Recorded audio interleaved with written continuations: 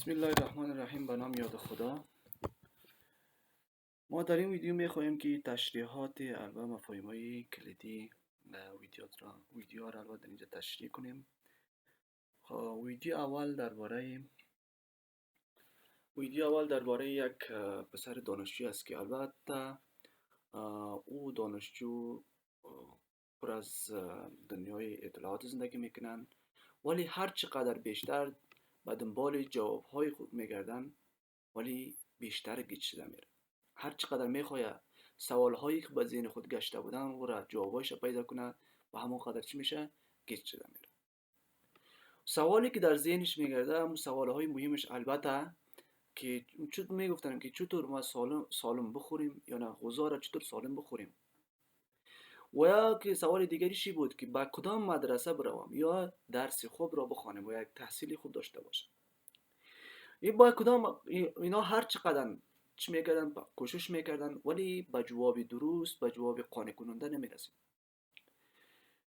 و همچنان روش های بر از یاد میدن، مثل روش های معمولی ساده بر از میفهمیدن ولی خیلی سخت بود، پیچیده بود که اصلا نمیفهمید که چی کار کنه، چی طور بودن و چی کنه به جواب درست تر برسه.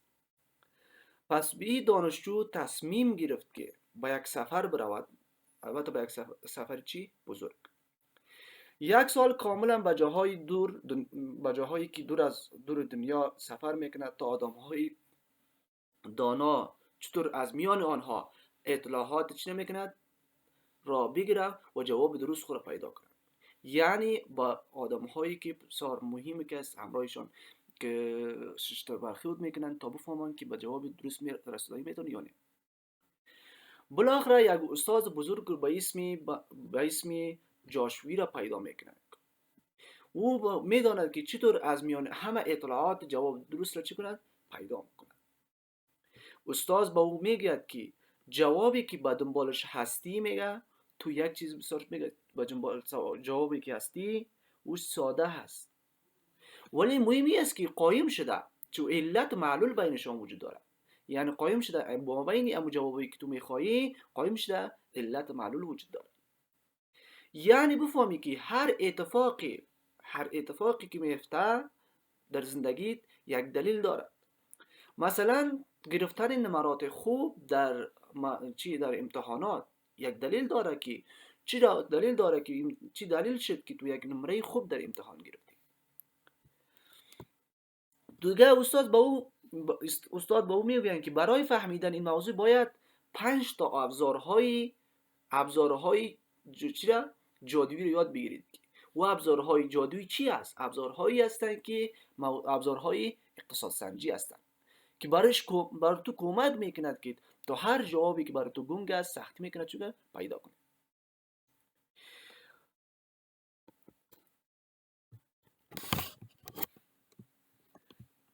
در این قسمت تشریح اول البته ویدیو بود که ویدیو اول که است بخش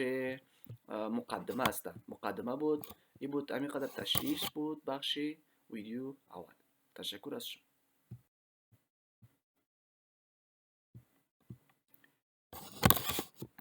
ادامه ویدیو اول، البته ادامه اول ویدیو اول ویدیو دو است. البته در این قسمت ویدیو درباره همون دانشجویی است که در سفر رفته بود. این حال در قسمت سفر میخواد یاد بگیرد که اقتصاد سنجی چی است و استاد با او میگوید که البته همون جاشوی به نام استاد جاشوی است و او میگه که امروز اولین قدم را که بخواد برای تبدیل شدن به یک استاد چی است؟ دادای کاوی برمیدارد. و استاد که از توضیح میدهد که مسیر اقتصاد سنجی اول با سوالات مهم چی میشود؟ شروع میشود. مثلا سوال باید میکند آیا باید به دانشگاه قیمت، البته با فیسای قیمت میگیرد، برود و یا دانشگاه دولتی که ارزان تر است؟ سوالش البته طوری است که میگه باید دانشگاه البته قیمت تر خصوصی برویم یا دانشگاه دولتی چی باش ارزان تر است. این سوال ذکر میکنه. مشکل اینجاست که میگه ما فقط میتوانیم یا یک راه را انتخاب کنیم و هیچ وقت نمیدانیم که اگر راه دیگر هم انتخاب کنیم چی به اتفاق میفته. فقط ما به دنبال یک راه هستیم که یک راه را انتخاب کردیم، به دنبال راه دیگر نمیگردیم که آیا او راه دیگر هم انتخاب کنیم چی اتفاقی در زندگی میفته. برای که امو راهی را که ما انتخاب نمی کنیم ضد واقعیت میگه، او را به نام ضد واقعیت میگه و دیدن آن غیر ممکن است مگر اینکه یکی از دستگاه های کاپی را در برداری را از خودمان داشته باشیم. اگر از خودمان یک کاپی داشته باشیم می توانیم یک راهی می توانیم یکی را به دانشگاه خصوصی و دیگر را به دانشگاه دولتی بفرستیم، بعدا همون نتیجه هر دوش را با هم مقایسه کنیم چی اتفاق میفته. این مقایسه عالی و سایر چیزها برابر است. این مقایسه ای که دو را مقایسه میکنیم یک مقایسه عالی است که با سایر چیزها برابر است. چی نام داره؟ چیزهای برابر نام داره. یعنی همه چیز را بین دو نفر کاملا یکسان باشد یا جز تصمیم گرفتید که آنها چه تفاوت دارند. و همچنان بیان میکند که آمار نشان میدهد که دانشجویان آماری که قبلا برای چی مقایسه کردن دو دانشگاه را نشان میدهد که دانشجویانی که از دانشگاه خصوصی بودند 14% درآمدشان بیشتر بودند، البته کسایی که دانشگاه دولتی بودند. اما استاد میگوید این مقایسه چی است؟ اشتباه است، چون این دانشجویان از اول باهوشتر و پولدارتر بودند. ابو مقایسه ایدی که از دانشگاه خصوصی و دانشگاه دولتی را انجام داده بودند به شخصی که امو دانشجو داد مقایسه کنند. البته این مقایسه را انجام داد، گفتن که 14% دانشجویی که در دانشگاه خصوصی میخوانند درآمد بالاتر دارند. اما استاد گفت این مقایسه چی است؟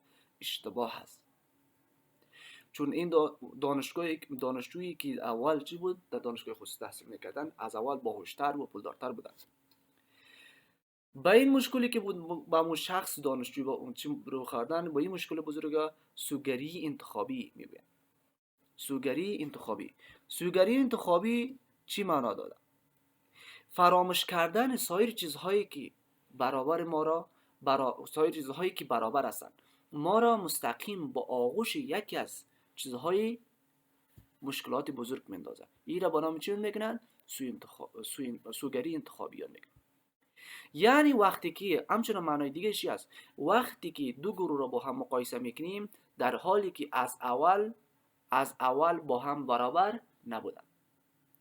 این امان شخصی که بازم تکرار میکنم که دانشجویی که در دانشگاه خصوصی میخوانه تحصیل میکنه و شخصی که در دانشگاه دولتی میخوانه، اینا در ابتدا قبل از اینکه در دانشگاه ها درس را خود آغاز کنند از اول ابتدا برابر نبودن و یکی چیز سنجش هم کردن دانشجو و اشتباه رو خوردن.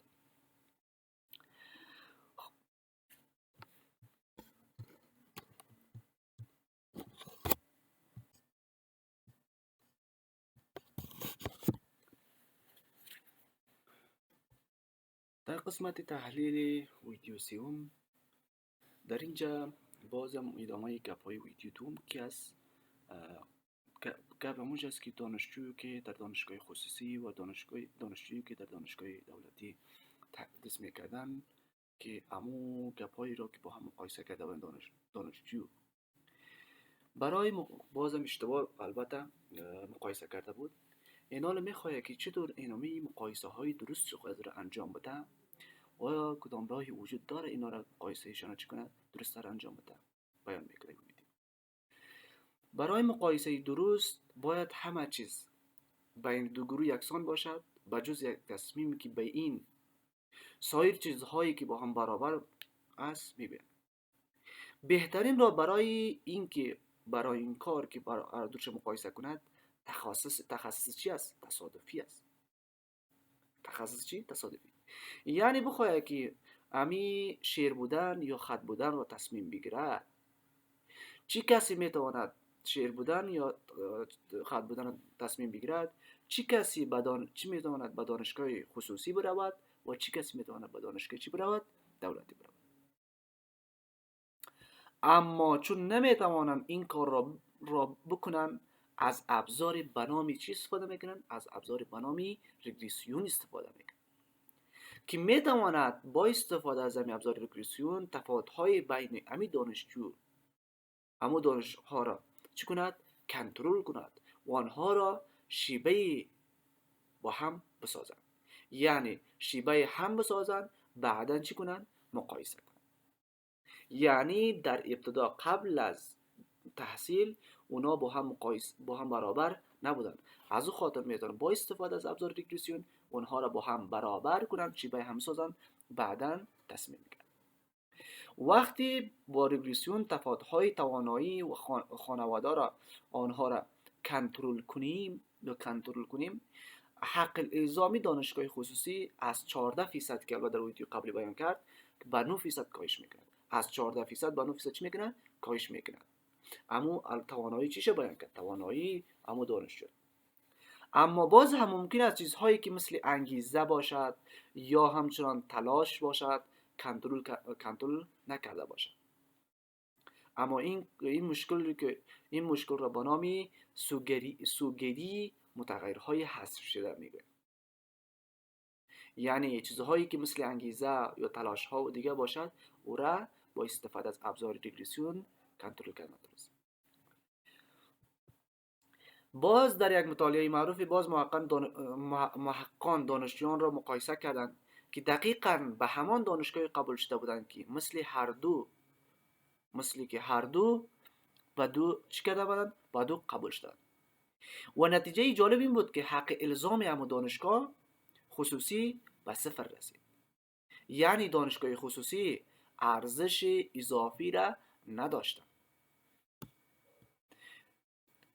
و همچنان کلمه سوگری انتخابی این ما را میگفتن بیان کردن، ما را فریب میدهند که مقایسه ساده را به عنوان اثرات علت و معلول چی کنیم؟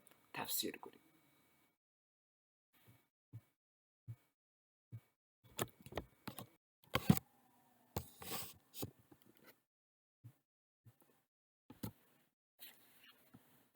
ادامه ویدیو 4. در این ویدیو که از بیان میکند در باره یکی از قوی ترین ابزارهای اختصاص‌سنجی نامش به نام تخصص تصادفی یا کارآزمایی تصادفی است. مثل این که یک شمشیر برند را به قلب سوالاتی که در ویدیو اول البته بیان کرده بینیم که به خاطر علت و معلول را هدف قرار بدیم. در آزمایش های تصادفی افراد را به دو گروه میکنیم، تقسیم میکنیم که به گروه درمان و گروه کنترل کننده. مثلا در دانشگاه وست پوینت برخی از دانشجوها اجازه استفاده از لپتاپ در کلاس در صنف داشتند و برخی از آنها استفاده لپتاپ در صنف نداشتند. دیگه موضوعاتی که در این ویدیو ذکر کرده قانون اعداد بزرگ میگوید که اگر تعداد افراد در هر گروه به اندازه کافی بزرگ باشد مثلا 250 نفر، این دو گروه از هم نظر چی هستند؟ از همین دو گروه که هستند با هم نظر هستند، شبیه هم هستند. یعنی سنشان، جنسیتشان، نمراتشان و حتی انگیزه هایشان تقریبا با هم چی هستند؟ یکسان هستند. نتیجه آزمایش وست پوینت نشان داد که دانشجویی هایی که از لپتاپ استفاده کردند نمرات امتحانشان به اندازه 0.28 واحد انحراف معیارشان کمتر است از گروه هایی که کنترل کننده بودند. یعنی دانشجویی که وسط صنف بودند با یک سومی پایینتر از صنف سقوط کرد. یعنی البته همون نمراتشان که توسط چی بیان کرد؟ اینو مقایسه کرد توسط انحراف معیاری یا استاندارد دیویژن. برای اطمینان برای اطمینانی که از اینکه به این نتیجه تصادفی نیست، از خطای استاندارد ایرور استفاده میکنیم. و اگر ما بخوایم، ما قبلا بیان کردیم، او یک آزمایش چی بود؟ تصادفی بود که تقریبا نمرات کلشان با هم یکسان بود. اما میخواهیم که یک نتیجه تصادفی نباشد، او را از کدام استفاده میکنیم؟ از خطای استاندارد ایرور استفاده میکنیم. استاندارد ایرور بر ما بیان میکند که چقدر میتونیم به نتیجه اعتماد کنیم. به نتیجه چی کنیم؟ اعتماد کنیم. خیلی فرق بین اینجا استاندارد ایرور و استاندارد دیویژن چی است؟ استاندارد ایرور برای نتیجه های تصادفی نیستن استفاده می شود. اما استاندارد دیویژن برای آزمایش هایی که تصادفی هستند چی میکنن؟ استفاده میکنن. و همچنان یک فرق استاندارد ایرور چی است؟ استاندارد ایرور بیان میکند که چقدر به اون نتیجه‌ای که با مقایسه کردیم به دست آوردیم چقدر با او اعتماد کنیم. و همچنان استاندارد دیویژن بر ما بیان میکنه همون نتیجه‌ای را که با آوردیم با اعتمادشان قابل ذکر نیست. مسئله بعدی که در این ویدیو ذکر کرده همچنان همون قانون سرانگشتی این است که اگر اندازه اثر بیش از 2 برابر خطای استاندارد باشد، اما استاندارد چی است؟ استاندارد ایرور باشد. احتمال تصادف بودن آن فقط گفته بین چند عدد 1 الی 20 است. بازم در این مطالعه کردن، در این مطالعه اندازه آثار از اون چقدر شد؟ 0.28، یعنی بیش از 2 برابر خطای استاندارد آن است. بیش از 2 برابر خطای استاندارد از چی؟ 0.2 میباشد 0. چند بوده؟ 10 بوده. پس نتیجه کامل معتبر قابل اعتماد چی است؟ اینی اما اندازه اثر 0.28 2 برابر از اندازه چی بوده؟ 0.10. همچنان آزمایش هایی که تصادفی بهترین روش برای یافتن رابطه علت و معلول هستند، اما همون قیمت و زمانبر و گاهی هم چی هستند؟ اخلاقی هستند. بازم تکرار میکنیم، آزمایش های تصادفی بهترین روش هستند که به خاطر چی؟ همون تشخیص علت معلولی که در اول ذکر کرده بودید دانشجو، اما این یکی از مشکلات هایی داره، گاهی هم غیر اخلاقی است چی می شود و همچنان زمانبر است و گران تمام میشه. به همین دلیل استادان اختصاص‌سنجی به دنبال روش‌های جاگزینی میگردند که بتواند بدون هزینه و زمان زیاد همان قدرت آزمایش تصادفی را چی کنند؟ شیوه سازی کنند.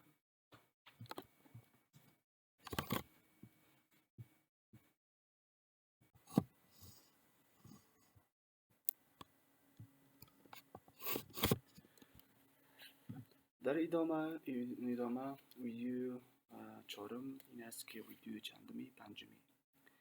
در ویدیو پنجمی بیان میکرد که معناداری آمارها رو چی میکنه؟ بیان میکنه که برای همین اطمینانی از این که نتیجه آزمایش تصادفی شانسی نیستن، از خطای استاندارد چی میکنن؟ استاندارد ایرور استفاده میکنن. اگر اندازه اثر بیش از 2 برابر خطای استاندارد باشه، نتیجه از نظر آماری معنادار است میگن. یعنی اما اندازه آثار بیش از 2 برابر خطای استاندارد باشد، یعنی 2 برابر، از 2 برابر کردن بیشتر از خطای استاندارد ایرور باشد و اینجا نتیجه آماری ما چی است؟ معنادار است. اما سیگنیفیکانت و احتمال تصادفی بودن آن فقط بین اعداد 1 الی 20 تا در 20 است. ویدیو بعدی بیان میکند که متغیر ابزاری استفاده کرد. وقتی که آزمایش ما تصادفی نیستن یا تصادفی ممکن نیستن، از متغیری چی استفاده میکنیم؟ از متغیر ابزاری باز استفاده کنیم. مثل قرعه مدارس، چارتری که ابزار تصادفی برای اثر چی؟ حضور دانشجویان در مدرسه. مثلا با تقسیم همین اثری که در نمو دانشجویان ایجاد کرده بود، قرعه‌کشی با نمرات 0.36 و اثر قرعه‌کشی که در صنف که حضور داشتن که 0.74% آثار واقعی حضوری را چی میگه؟ به دست میاره. یعنی 0.48 واحد انحراف معیاری ما چی میکند؟ افزایش نمرات را نشان میده. در ویدیو بعدی تفاوت در تفاوت را چی میگه؟ بیان میکنه. اینجا روش تفاوت در تفاوت بیان میکند. برای وقتی که یک سیاست در یک منطقه مثلا اجرا میشود و در منطقه دیگر نه، یک سیاستی که در یک منطقه تطبیق میشود در منطقه دیگر تطبیق نمیشود یا اجرا نمیشود. با مقایسه تغییراتی که قبلا و بعدا بین دو گروه آثار سیاست را جدا میکند، مثل سیاست آسان در بحران بزرگ که باعث نجات 19 بانک شده بود، و شرطی که روندهای قبل از بحران در دو گروه چی باشد؟ موازی باشد. بازان گفتم تفاوت هایی که با هم داشتن، نه در ویدیوهای قبلی بیان کرده بودم این هر دو چی می داشتن؟ تفاوت هایی که داشتن با هم یکسان نبود. اما اینجا بیان کرده زمانی که یک سیاست که در یک منطقه تطبیق میشه اما در منطقه دیگه تطبیق نمیشه، مثل که یک سیاست پول آسان مثلا در بحران های بزرگی که در یک قسمت در یک از کشورها مثلا باعث بحران ایجاد کرده بود که بالاخره که باعث نجات 19 بانک شد، که به شرط داره که روانهای قبل از بحران در دو گروه با هم چی باشد؟ یکسان باشد. او منطقه‌ای که سیاست اجرا شده بود، او منطقه‌ای که سیاست اجرا نشده بود. ویدیو بعدی که از ویدیو 8 و 9 است. از به خاطر تشخیص چیزها، مقایسه چیزها، از مبانی ریگرسیون ها استفاده کرد. ریگرسیون خطی بهترین خط را برای روی داده ها میکشد که تا متغیر وابسته را پیش بینی کنیم. متغیر وابسته را چی کنیم؟ پیش بینی کنیم. مثل از یک از آرسکویر استفاده کرده. ضریب تغییرات ما آرسکور نشان میدهد چند درصد تغییراتی که در وسط مدل آمده توضیح داده شد. و همچنان از این برای مقایسه از اف تست و همچنان پی ویلیو استفاده کرد. اف تست و پی ویلیو هر دو یک مفهوم را میدهند. هیچ مشکل، هر دوش یک مفهوم میده. اینها اف تست و پی ویلیو بیان میکنند که آیا رابطه واقعی است که یا تصادفی. برای صحت بودن این مدل که آیا همی تصادفی است این مدل یا واقعیت است، 4 روش برقرار شد. خطی بودن رابطه، دو رابطه با هم خطی رابطه با اینشان دو خطی است یا نه، همی دو رابطه با هم چی است؟ نرمال است.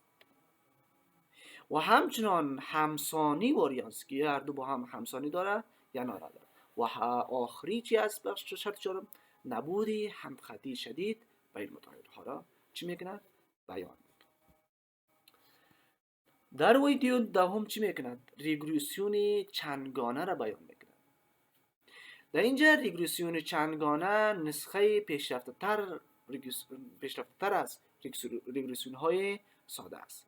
اما ما ریگرسیون های ساده را بیان کردیم. این حال ریگرسیون های چندگانه در اینجا قسمت استفاده کرد. ریگرسیون چندگانه این چندین متغیر مستقل را همزمان وارد چی میکند؟ یک مدل میکند تا آثار ترکیبی آنها را روی متغیر وابسته بسنجد که چه اتفاقی روی افتاده، که آیا امی تغییراتی که در متغیر وابسته ایجاد شده که امی متغیر که در اثر متغیر مستقل باشد، در اثر متغیر مستقل دومی باشد، در اثر متغیر سومی باشد، الا در اثر متغیر چی؟ تغییراتی که در اثر متغیر چی آمده؟ در چندمین آمده. مثلا اینجا بیان کرده adjust or rescue که اینجا adjust or rescue بیان میکند، اما متغیرهای بیفایده را چی میکند؟ جریمه میکند. و افتیست را من بررسی میکند که آیا اضافه کردن همین متغیرهای جدید واقعا مدل را ما بهتر کرده است یا نه. مثلا این را بیان میکند زمانی که ما امی مقایسه دو را بیان کردیم در متغیرهای البته در ریگرسیون های چندگانه، اونجا چند متغیر بود؟ ساده بود، دو متغیر بود یا امکان یک متغیر باشه. اینال ما اگر بخوایم یک چند دانه اونجا دو متغیر مستقل بود، اینال ما بخوایم که چندین دانه متغیر مستقل را در اینجا وارد مدل کنیم همون ریگرسیون چندگانه میگه. آیا اینمی که از قبلا متغیرهایی که قبلا نتیجه‌ای که با دو متغیر به دست آوردیم و زمانی که ما چندین متغیرهای جدید یعنی متغیر مستقل را با اینجا اضافه کردیم در مدل ما، آیا واقعا تغییراتی که دو دانه ریگرسیون ساده استفاده کردیم و تغییراتی در ریگرسیون چندگانه استفاده کردیم بهتر است یا خیر؟ این بود تحلیلات ویدیو. در ویدیو بود که این بود. خدا کند که ویدیو تکمیل شده باشد. خدا حافظتان.